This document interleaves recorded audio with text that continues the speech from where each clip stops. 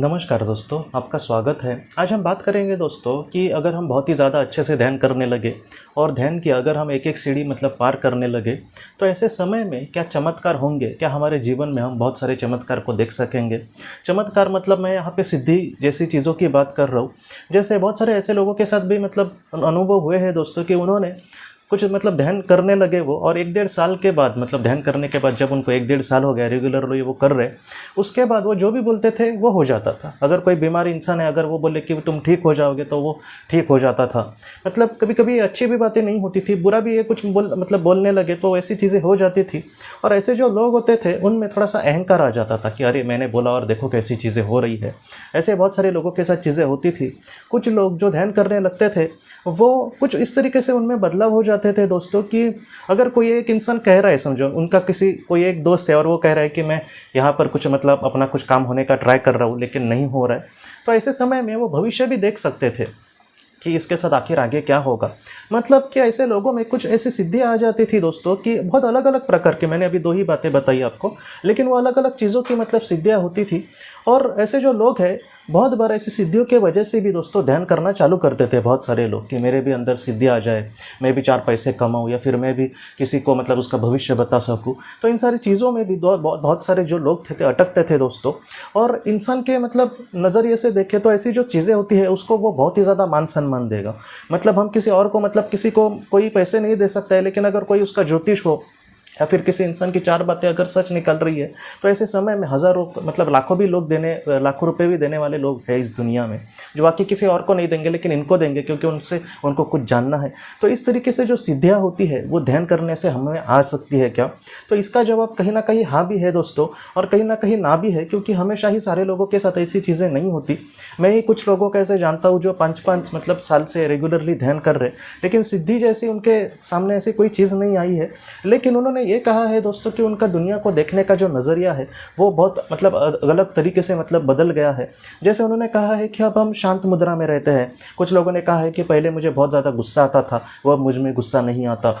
कुछ लोग कहते हैं कि पहले मैं जीवन को लेकर बहुत ज़्यादा घबराता था कि मैं अच्छे से घर को चलाऊंगा क्या, या फिर दुनिया को फेस करना, या फिर परिस्थिति के सामने मैं बहुत ही ज़्यादा घबराता था, अब मैं ज़रा भी नहीं घबराता।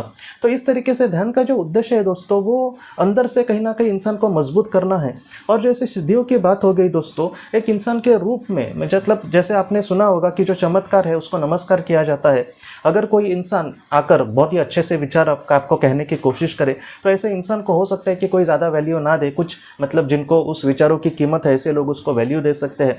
लेकिन कोई इंसान दोस्तों चावल से सोना निकाल के दे रहा है या फिर कुछ ऐसे चमत्कार करके दिखा रहा है तो उसके पास लोगों की लाइन लग जाती है। चमत्कार को कहीं ना कहीं नमस्कार होता है।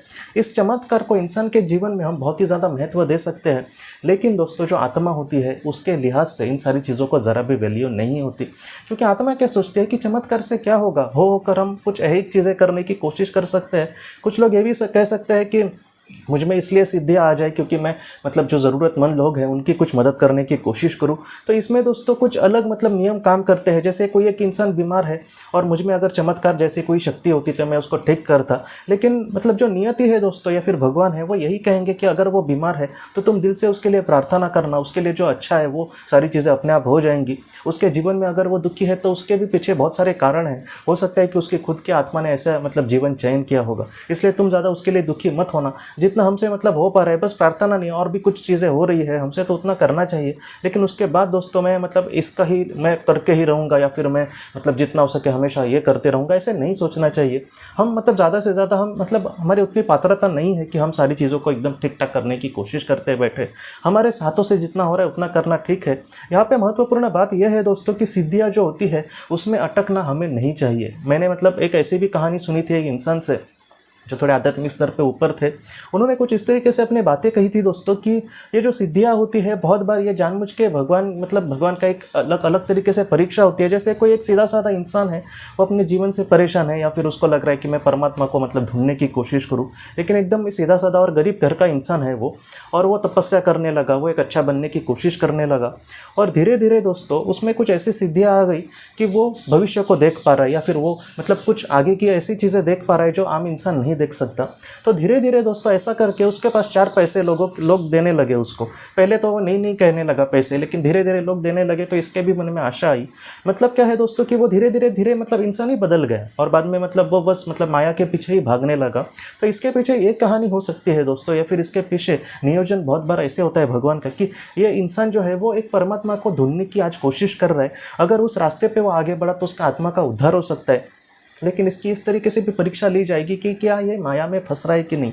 अगर वो माया में फंसेगा तो हो सकता है कि इस जीवन में वो बहुत ही खुशी से आरामदायी ज़िंदगी उसको मिले, लेकिन ये आध्यात्मिक दृष्टिया दोस्तों ये जो उसकी मतलब जीवन होगा वो पूरी तरीके से नष्ट होगा। तो इस तरीके से इन सारी चीज़ों में मतलब हमें अटकना नहीं है। सिद्धियों की जो आत्मा होती है वो ज़्यादा महत्व नहीं देगी। हम जैसे मतलब जो आम लोग हैं दोस्तों उनके सामने मतलब जो माया है या फिर जो मतलब भौतिक चीज़ें हैं इसको बहुत ज़्यादा हम अहमियत देते हैं, और अहमियत बहुत बार देनी भी पड़ती है हमें। जैसे हमारा खुद का घर नहीं है तो खुद का घर होना ये बहुत मतलब महत्वपूर्ण बात है इंसान के लिए। लेकिन दोस्तों आत्मा यही सोचेगी कि वो बहुत अच्छे से कर्म करे, बाकी वो और सारी चीज़ों में अटकेगी ही नहीं। उसके लिए स्ट्रगलिंग लाइफ, इसमें मतलब बहुत सारी मैं चीज़ें सीख सकती हूँ या फिर मैं अपने आप को साबित कर सकती हूँ, वो इसी चीज़ को देखेगी। और हम लोग वो भौतिक चीज़ों मतलब उसको प्राप्त करना, जो हमारी मतलब दुख है उसको दूर करना, इसमें ही हमारी पूरी ज़िंदगी चली जाती है। इसलिए अगर हम ध्यान करते हैं और ऐसे किसी के साथ चमत्कार होने लगे दोस्तों, क्योंकि बहुत सारे लोगों के साथ होती है चीज़ें, तो हमें उसमें नहीं अटकना।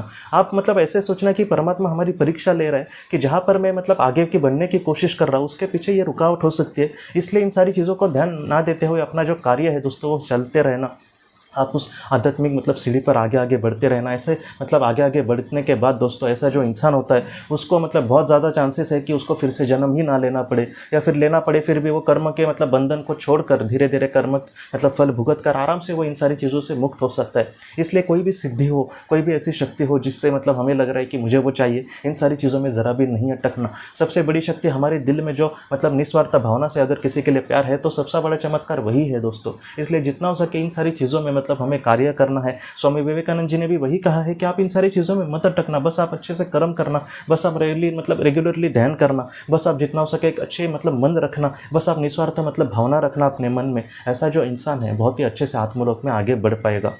ऐसा जो इंसान है दोस्तों उसके मतलब जीवन का सार्थक हो सकता है, उसके जीवन का उद्देश्य जो है वो बहुत ही अच्छे से वो पूरा करके आत्मलोक में मतलब जा सकता है दोस्तों। तो दोस्तों हम अपने अगले वीडियो में मिलते हैं। आप अपने परिवार का ख्याल रखना। आपका बहुत बहुत धन्यवाद।